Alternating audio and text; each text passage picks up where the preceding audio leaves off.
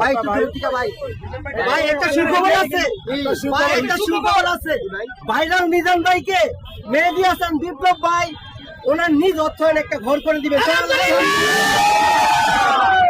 আসলে আমার কিছু ইচ্ছা আছে, আসলে ওনার হচ্ছে দোকানটা করার একটা ইচ্ছে ছিল। ওনার দোকানটা হয়েছে আলহামদুলিল্লাহ, কারো মাধ্যমে কথা বলে অলরেডি দোকান হয়ে গেছে। ওনার বাথরুম করার ওটারও টাকা এসে পড়েছে, ওটা আমেরিকা এক ভাই করে দিবে, এখন ঘর করে দিবে সেই মানবিক সেই মেহেদী হাসান বিপ্লব ভাই ওনার ঘর করে দিবে নিজ অর্থায়নে। এখন লাস্ট মিশন হচ্ছে ওনার নিজ বাপদাদার সম্পত্তি ফিরে পাওয়ার জন্য। তাই সকলের দৃষ্টি আকর্ষণ করছে, আপনারা সকলে অন্তত ওনাকে সহযোগিতা করবেন। লাস্ট মিশন ওনার যে জায়গাটা উনি ফিরে পায়, সম্পত্তিটা আমি ভাই এটাই আমার অন্য করতাম আমি ভাই এটাই আমার ছায়া। আমার গ্রামে আমি কেউ হেল্প পাই না ভাই, আপনারা যদি হেল্প করেন তাহলে আমার এটা সম্ভব। আল্লাহর কিছু করেন না, আমার গ্রামে কোনো হেল্প পাই না।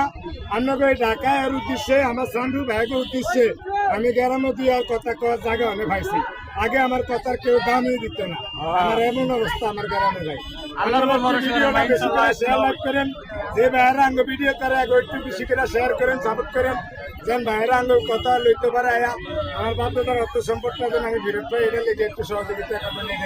আগামী 1 মাসের মধ্যে এই ভাইরাল মিজান ভাই সেই ভাঙা ঘর একটি পাকা করে পরিণত হবে ইনশাআল্লাহ। আমরা সেই